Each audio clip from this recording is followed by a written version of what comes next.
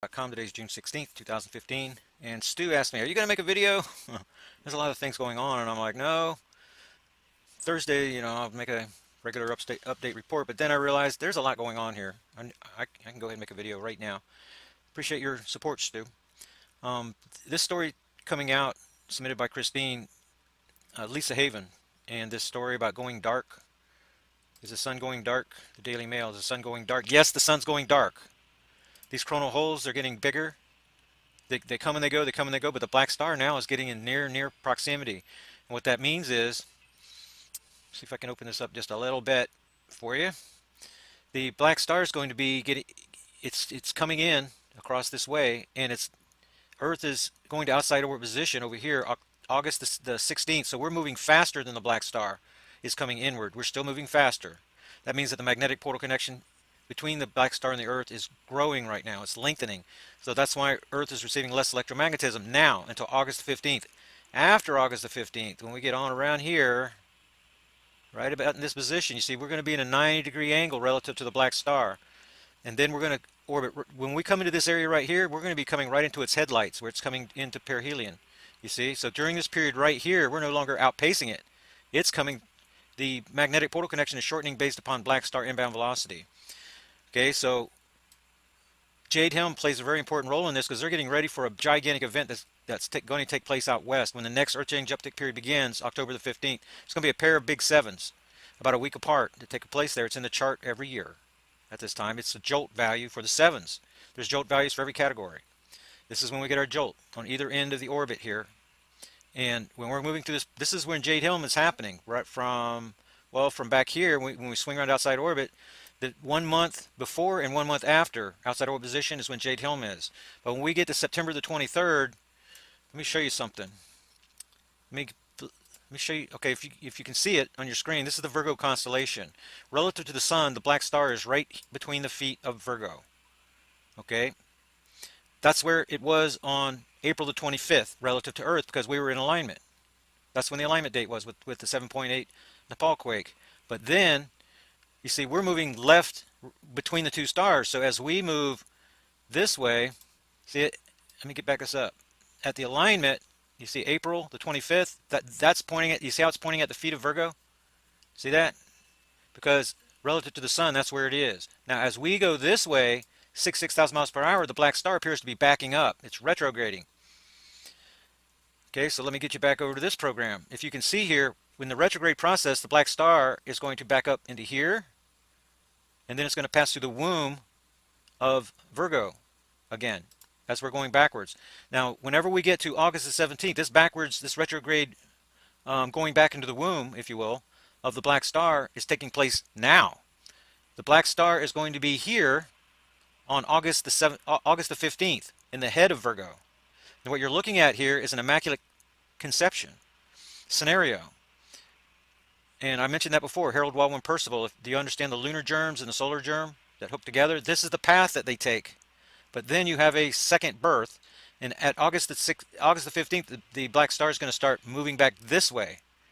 Okay, and then you're going to have a rebirth that's going to take place just about the time Jade Helm ends. When we get to the equinox, well, it's going to be during Jade Helm. Let's say it's September the 5th, September the 10th, something like that. But by the time we get to the backside, once we get to September 23rd, the black star is going to be in this area again. Okay, so what you're looking at is a progression here of the black star being, because the black star has already taken this path once, and now it's retrograded back through Virgo and it's coming again.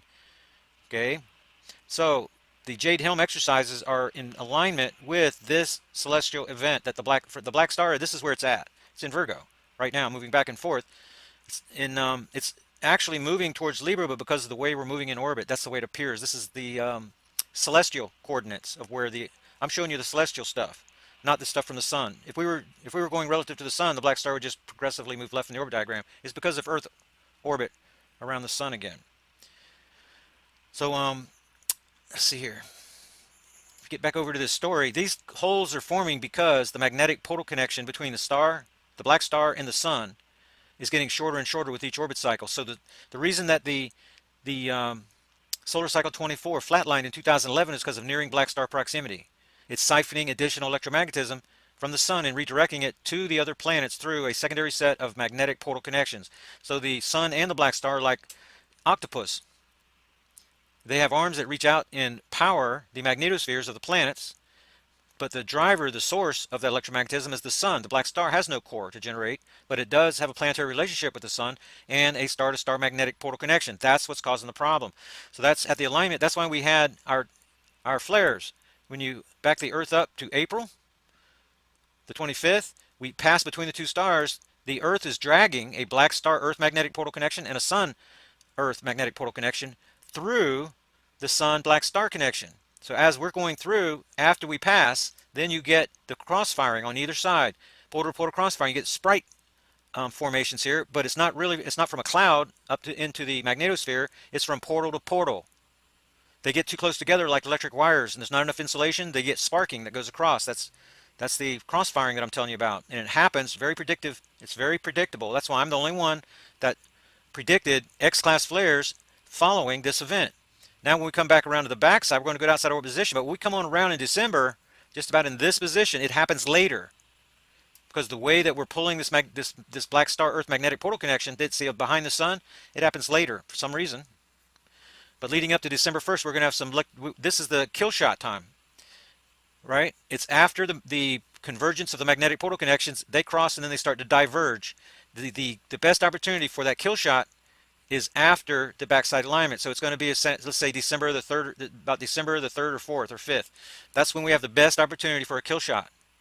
Because then the activity leading up to this event is going to be on the eastern limb over on this side. But once these magnetic portal connections cross one another, then we have this big giant event that happens on this side and Earth runs right into the way. Beginning of December. That's when the X-class flare threat that they're talking about, oh, there's going to be flares going to take the grid down. This is when it could happen. But I'm not worrying about that yet. I'm worrying about what's going on back here September 23rd. Now look, survivalist preppers, you want to get your money out of paper, fiat currencies, anything that's paper, stocks, but anything. And you want to get it into small denomination silver. It's $16. After September the 23rd of this year, I see a bounce coming, a gigantic bounce. Like in 2011. There's a lot of similarities between now and 2011. And it could go to $50, and you're not buying it this time to resell it when it drops again. There's not another drop. This date, September 23rd, looks like the elite failsafe date. In other words, when we get around to May of 2016 to 20th, that's when the black star is going to be here according to current projections. The sun is telling us that too. The Earth is telling us that too. Now, if it's moving like an amoeba, if it's moving more like a black hole, we could have another orbit cycle in us. It's possible. This is kind of like last year with 2015, 2016, looking at multiple modeling. Whenever I get to the backside alignment, I'm going to be able to count the number of days to outside orbit. Then that should be the first week in February, because I backed up the outside alignment date last year from January 24th to January the 20th. I had to. The near side alignment came too soon. It came 5 days too early, right? And I realized that's what my problem was. So I'm going to watch the outside orbit position again, because the black star is moving left in the orbit diagram relative to the sun, which means we have to go an extra 2 weeks. It's moving 14 degrees per year now. But if it was a traditional celestial object, it would be moving much faster.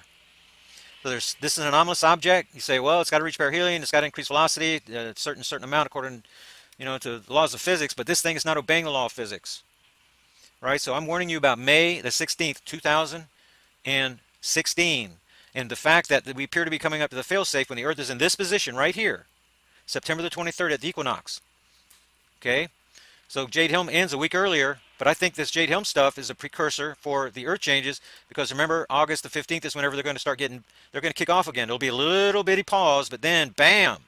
All of a sudden here in September, well, right when they're in the middle of these exercises, there's going to be an event, and it looks like it has a higher likelihood of being off the coast of California, off of Canada. In that dead area, it's becoming alive now. Now, I've been warning you guys about that. This area right over here, see this dead area? It's been becoming more active. We're going to see an event, a linchpin event out here. Let's look at the depths. Now, I don't think that the depths are true anymore. The USGS cut the feed off from Earthquake 3D. They cut off the feeds everywhere because of the big Japan event, 677 kilometers deep. This pattern of deep quakes, this is creating fissures in the Earth mantle. And look where they're pointing to. Draw a straight line up there. See where look where they're pointing to. That's right here. And you're seeing this Kamchatka swarm, which is, it's not that much activity, but the pressure is shifting from Nepal to Japan, Kamchatka, right here. This is the danger zone right here. But the pressure is building up here, and the linchpin event happens here, and then you're going to see the deepening of these quakes. See how flat they are? They're real close to the surface. A small indication there that we're trying to go deeper. But whenever California looks like this, that situation cannot last very long before the linchpin event happens. Guarantee you that. So you're going to have to, you guys on the West Coast, you're in the eye of the storm. This area right here, you're in the eye of the storm. This pressure is coming to here, definitely. And it could be this orbit cycle. I don't know if it's this orbit cycle, obviously, but there's a higher probability by looking at these patterns. And as this fissure right here continues to deepen, you're going to see a progression. This Pacific Ocean Ring of Fire wants to turn clockwise, and it's hung up right up here. And when it breaks, then the Pacific Ocean Ring of Fire is going to be able to move that much easier. Remember Solomon Island, February 6, 2013. That crack in the tectonic plate caused the Cascade moving away from the Americas. It's releasing pressure from the American Craton, and it's causing this activity. And Yellowstone is right here in the mix. This could not happen when the Black Star came the last time because that tectonic plate didn't break. This is an eggshell that's been compromised. It's been pushed in. These other ones, these other plates are moving that way gradually to make up the difference. That's the Cascade.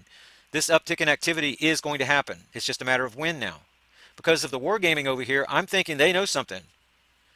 And the way that Virgo plays into this, the Black Star is not going to retrograde for the double birth again on this orbit cycle. It happens now. It doesn't happen because it's going to be too far left in the orbit diagram for the next orbit cycle for this to happen again. So this is a focal point. The focal point is September 23rd. Have your silver already. You can get it now for 16. It could be after September the 23rd. JP Morgan at some point is going to stop covering the short position, and everybody's going to realize that they don't have any silver. And there's going to be a flood of problems and chaos that comes from it, people jumping out of windows and stuff. Mindful, I mean, like the 2008 Bear Stearns and all that stuff. JP Morgan is the Bear Stearns, but this is a super gorilla that's going to go down. So I also wrote on this winged object thing, and the people at Planet X News, they can take any of my work and put it up here. That's what they're doing, and I'm just showing that the winged object is not Planet X. I know where Planet X is in Virgo. This winged object is too far above the plane. Our object is 0.024 degrees below the plane. According to the Europeans on my 2011 orbit cycle, I've had no reason to change that. That's why it's difficult to see, because the debris on the plane is just below the plane. So it's straight out into the ecliptic constellations. That's what it is. Okay, so Stu, you got your little video update report. Is there anything else that I wanted to share with you guys? I'll put some of these links down there in the description box. Please subscribe to my newsletter. Nobody has subscribed this week, and I'm getting a little down about it. I'll see you guys on the Black Star update report. Hello YouTube and newsletter subscribers, this is Terrell from Taylor3.com. Today's June 16th, 2015, and Stu asked me, are you going to make a video? There's a lot of things going on, and I'm like, no. Thursday, I'll make a regular update report, but then I realized there's a lot going on here. I can go ahead and make a video right now. Appreciate your support, Stu. This story coming out, submitted by Christine, Lisa Haven, and this story about going dark. Is the sun going dark? The Daily Mail, is the sun going dark? Yes, the sun's going dark. These coronal holes, they're getting bigger.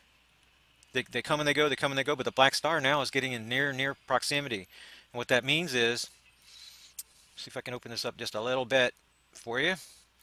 The Black Star is going to be it's coming in across this way, and Earth is going to outside orbit position over here, August the 16th. So we're moving faster than the Black Star is coming inward. We're still moving faster. That means that the magnetic portal connection between the Black Star and the Earth is growing right now. It's lengthening. So that's why Earth is receiving less electromagnetism now until August 15th. After August the 15th, when we get on around here, right about in this position, you see we're going to be in a 90-degree angle relative to the Black Star. And then we're going to orbit. When we come into this area right here, we're going to be coming right into its headlights, where it's coming into perihelion. You see? So during this period right here, we're no longer outpacing it. It's coming. The magnetic portal connection is shortening based upon Black Star inbound velocity. Okay, so Jade Helm plays a very important role in this, because they're getting ready for a gigantic event that's going to take place out west when the next Earth change uptick period begins, October the 15th. It's going to be a pair of big sevens, about a week apart, that take place there. It's in the chart every year at this time. It's a jolt value for the sevens. There's jolt values for every category. This is when we get our jolt on either end of the orbit here. And when we're moving through this